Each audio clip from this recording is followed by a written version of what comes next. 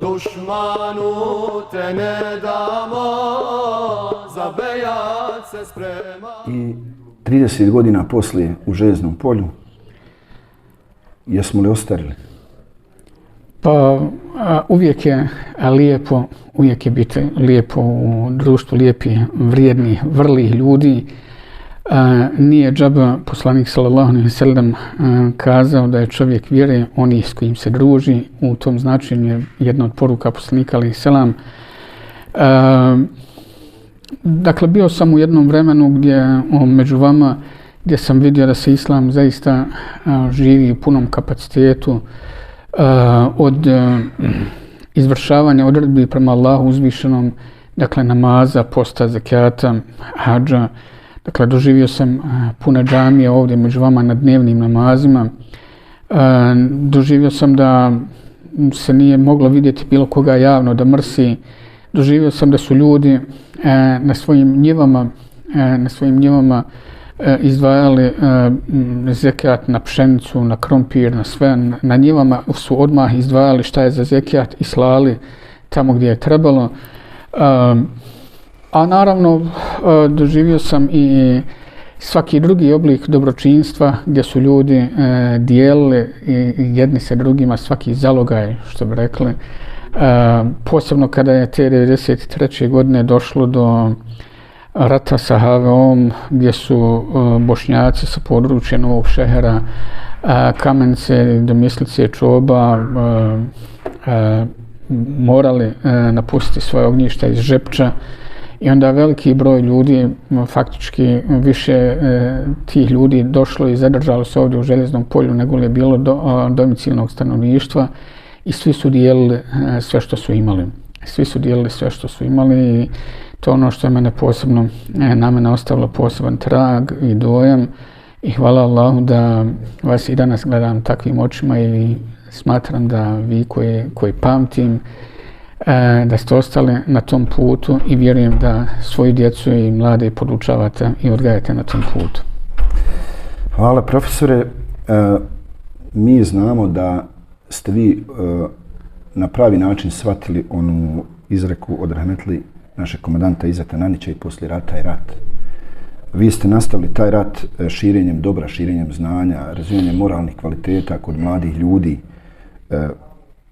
Kako vidite to evo u ovih 30 godina i u kojem pravcu savjetujete nas koji volimo ovu zemlju, u kojem pravcu, kako raditi, kako učiniti ovu zemlju ljepšom i boljom?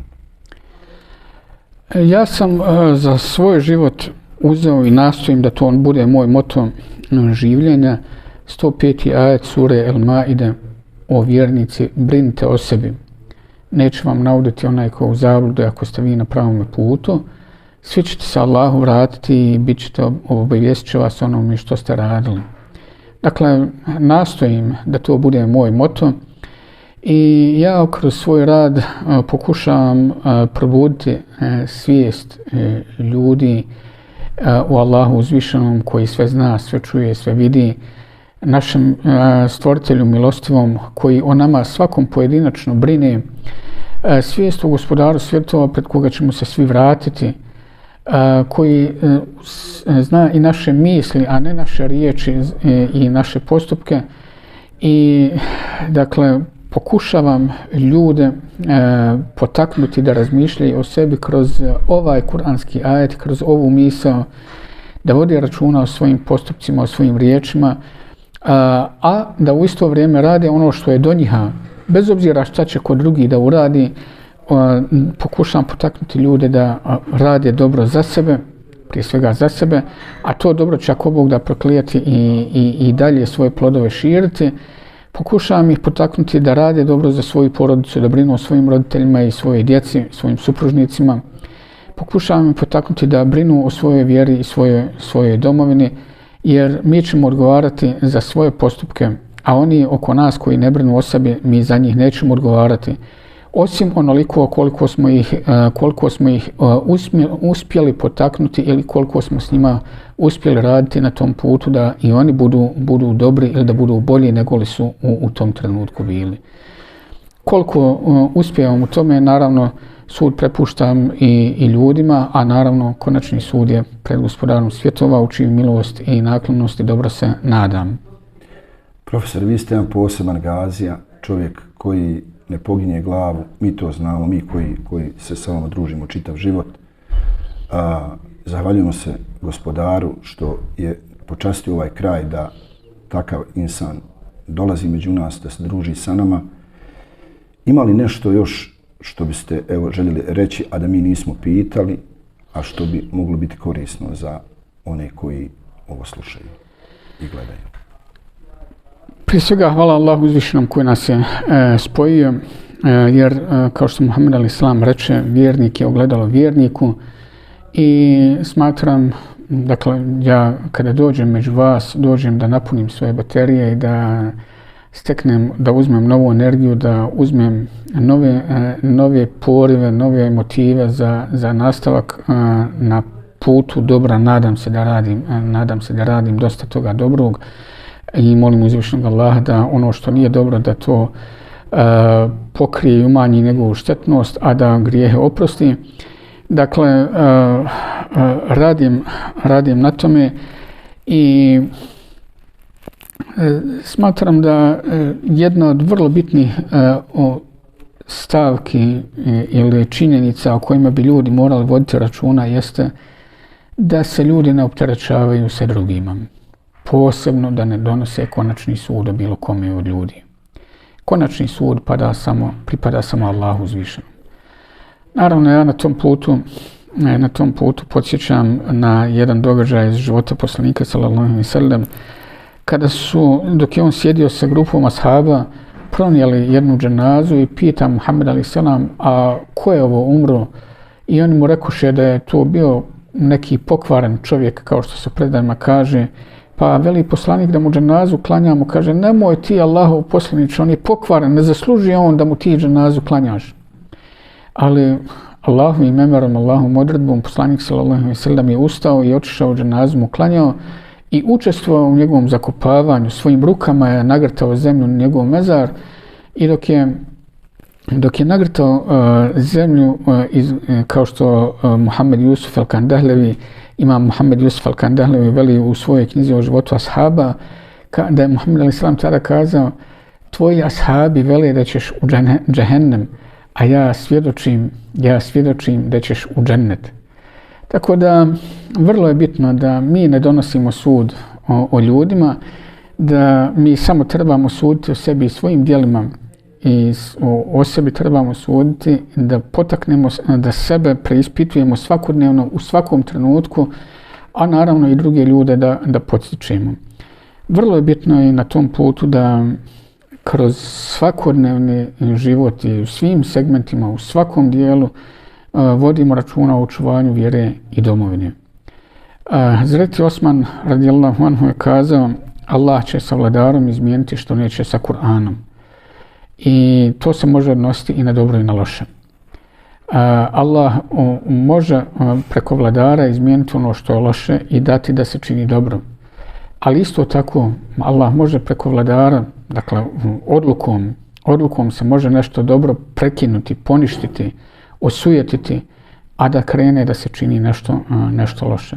Zato je vrlo bitno da među onima koji nas predvode, koji upravljaju našim procesima u državi i bilo kojim segmentima društva, da budu odgovorni, da mi damo svoj doprinos, da dođu tu odgovorni ljudi, a ostalo prepuštamo Allahu. Dakle, svi mi imamo itekako mnogo posla, imamo i trebamo svi raditi ono što je do nas. Posebno za ovo vrijeme vrlo često se pesimistično govori o našoj domovini. Naravno, mnogo je toga lošeg što se može vidjeti, ali ja smatram da u našoj domovini ima itekako ima dobra koje mi trebamo oplemenjivati i mi trebamo raditi. A kako god je bilo 92. onih koji su napuštali domovinu i odlazili iz nje, bilo i onih koji su se vraćali u domovinu i branili domovinu. Pa budimo od onih koji brane domovinu, koji je izgrađuju, koji je unapređuju i budimo od onih koji čine da naša domovina bude što ljepša i što bolja. Hvala vam, profesore. I još, evo, usput,